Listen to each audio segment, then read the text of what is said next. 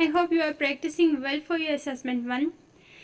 In this lesson, we will revise our syllabus of English, TOEFL Progressive as well as Grammar for assessment 1. Let's start with TOEFL Progressive now. In this lesson, we will revise only the things that are important from exam's point of view. Let's have some discussion. Open your books at unit number 1, page number 3. There is an exercise given for you, that is exercise number 2. Complete the sentences with the words that you are given above. The words are compass, sleeping bag, stove, backpack, day pack, can opener, ice axe and sledge. Read the sentences carefully and then find the suitable words for them. For example, a dash shows you directions. Then remember what shows you the direction? That is a compass. In the same way, find the words for rest of sentences. You need a warm dash at night time. What do we need the most at night time? That is sleeping bag. Campers carry a small dash for cooking. For cooking we need a stove. A backpack carries what you need for a week's trip. And a day pack for day's trip. And then to open a can of fish we need an opener. And to cut steps in ice axe. And to pull people across snow or ice we need a sledge. Then at the end of the same page you can see there is an exercise for plural compound nouns. First we have to revise what is a compound noun. A compound noun is a noun that is made up of 2 or more words. For example, bus stop. In this noun, bus stop, that is one noun, name of one thing. We have 2 words. One is bus and other is stop. So, compound is made up of 2. Bus stop is a noun that is made up of 2 words. That's why it is plural, it is compound noun.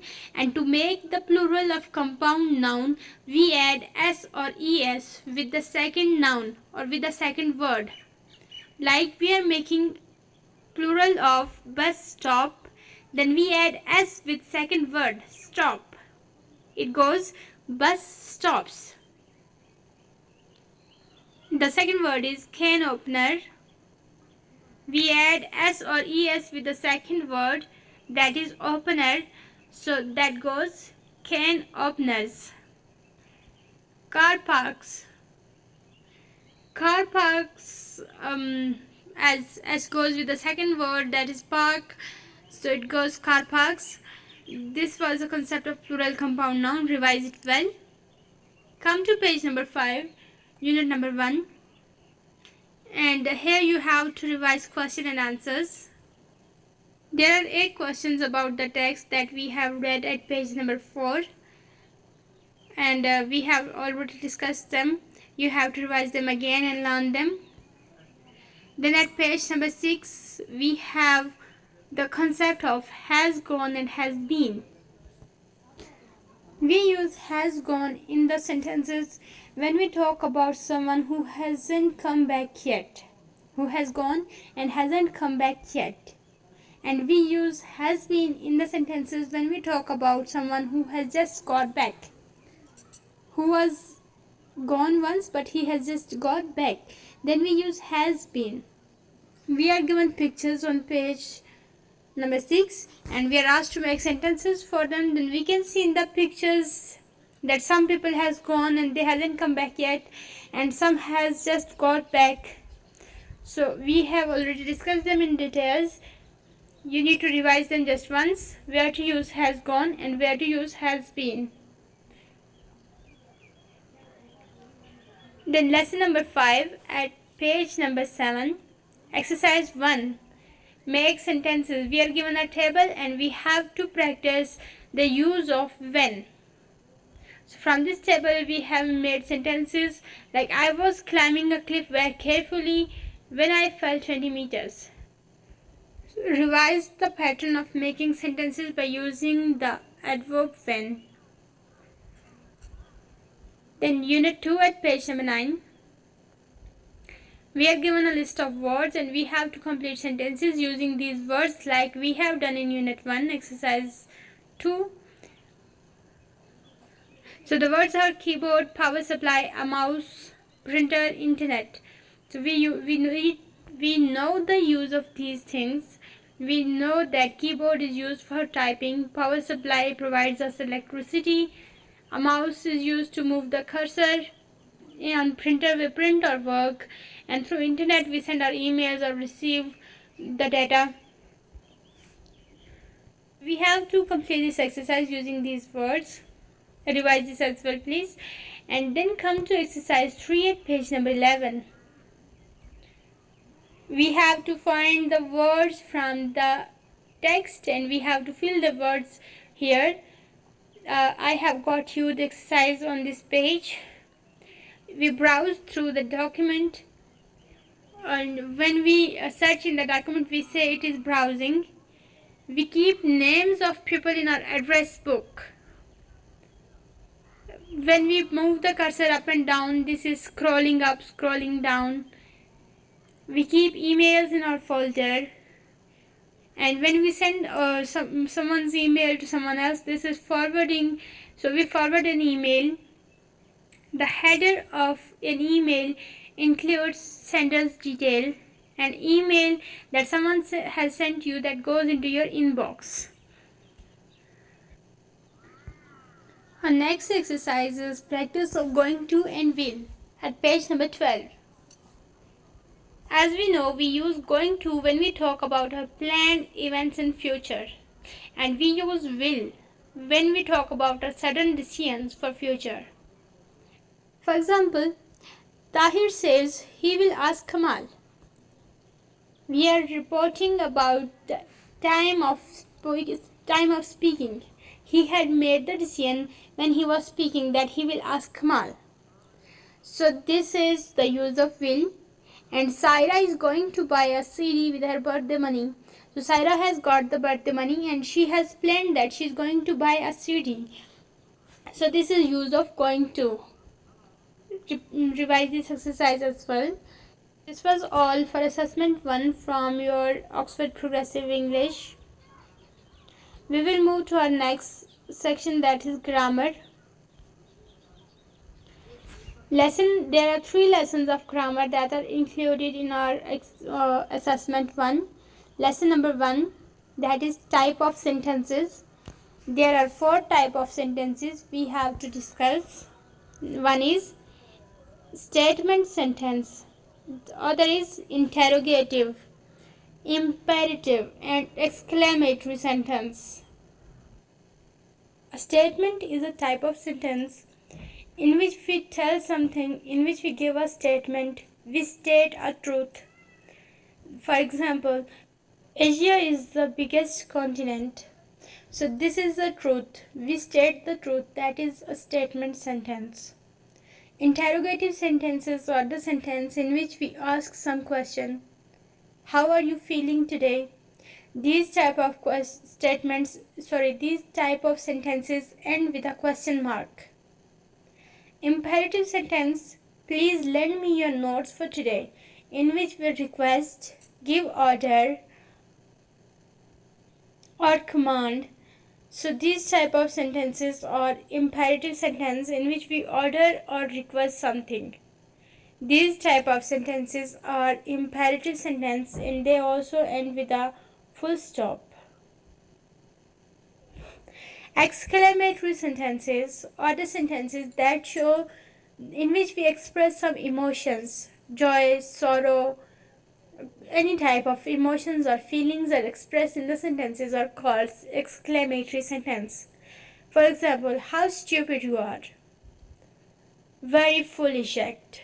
So these type of sentences show anger, surprise, joy, sadness are called exclamatory sentence, and these type of sentence end with an exclamation mark.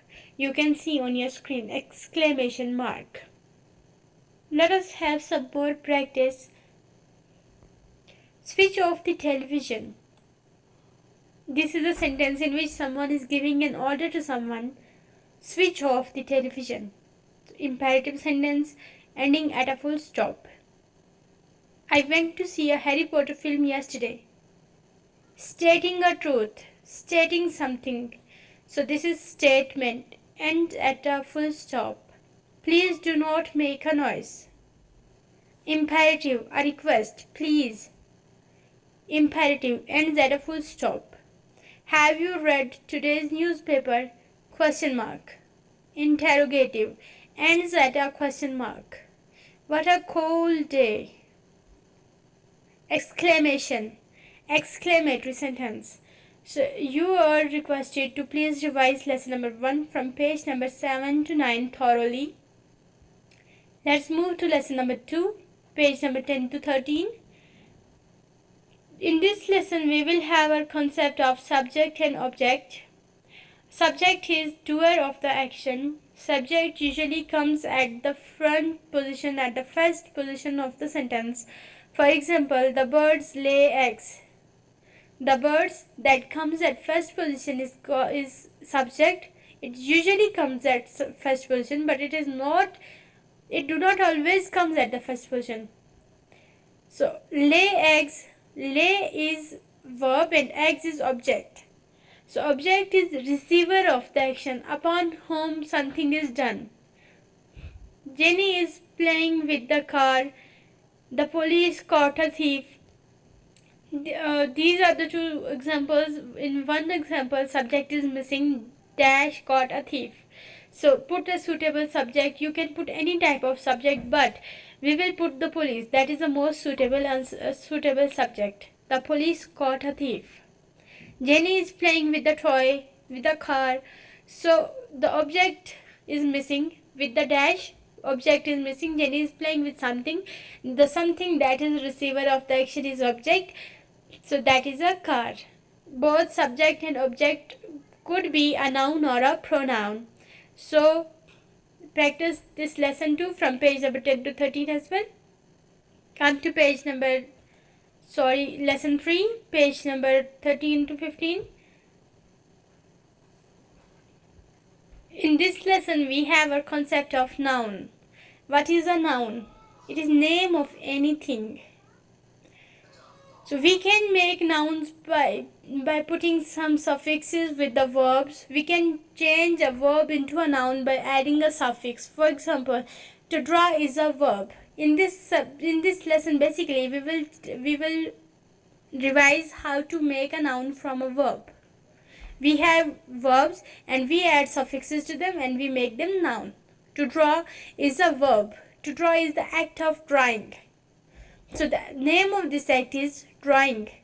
We add the suffix ing, drawing. It is a noun now. So by adding some suffixes that are er, or, ment, ing, ion and many more, we can turn a verb into a noun. Here are some examples given for you. We have the verb run, the act of running. So the noun of this act, run, who runs, one who runs is a runner. We add the suffix er. Lose, loser. Again the suffix er. Judge, judgment. ment. Injure, injury. So these are the nouns made up of verbs. Practice this as well, please. Lesson number 3 from page number 13 to 15. Practice all the exercises thoroughly. Next section is writing a letter, that is syllabus of your assessment 1. Letter to a friend, thanking for sending gifts. So the main parts of the letter are again revised here. First the address, then salutation, the main body of the text, and closing and ending. E capital of examination, H capital of hall, examination hall, then comma, name of city, capital A, B, C with a full stop at the end of each. Then date, 10th July, J capital of July, then comma, 2020 full stop. Then salutation, dear friend, D capital, F capital and a comma. Main body, I hope you are well. So I capital that starts where the D ends, just below the D of friend. Then again pay my regards, which will start from a new line, and this will exactly equal to I. I and P of pay will be indented at the same position. Then U capital of yours, T capital of truly, and comma XYZ, that would be your name, capital XYZ with full stop at end of each. So these are the main things that you have to remember in revision of your letter. Then the next thing that is included in your assessment 1 is essay a national hero. So a hero, first we will tell in writing or essay that who is a hero. A hero is a person who leads his nation towards victory. He is a man of character. Then we will tell who is our national hero. So he is Quaid-e-Azam Muhammad Ali Jinnah. He is our national hero. He is founder of Pakistan. Why is he our hero? Because he is the founder of Pakistan. And we will tell some more details about him. He was born at Karachi. He took study of law for his career. Later he joined politics to serve his nation. And then he won freedom for his people. He demanded separate homeland for the Muslims. He succeeded in achieving it on 14th August 1947. This is the all work he had done. That's why he is our hero. So we will end our essay by telling what happened to him next. Hard work told upon his health, and he died in 1948. We end our essay by telling that if the person is alive, what he is doing now. If he is dead, why? If he is dead, why he died? So he is dead. We tell in our essay that he died because hard work told upon his health, and he was a man of honor, and he is always alive in our hearts, and may his soul rest in peace. In this way we start and end our essay. So main parts of the essay are the definition or introductory paragraph, in which we tell us who is the hero. The second paragraph would be the main body, in which we tell that what did the man do, and the closing paragraph, in which we tell that what happened to him, or in which we close our essay in any way. So this was our essay, our national hero. You are requested please not to ignore any part of this lesson and do all the things you are told to do best in your exams. Best of luck for your exams. Have a good day.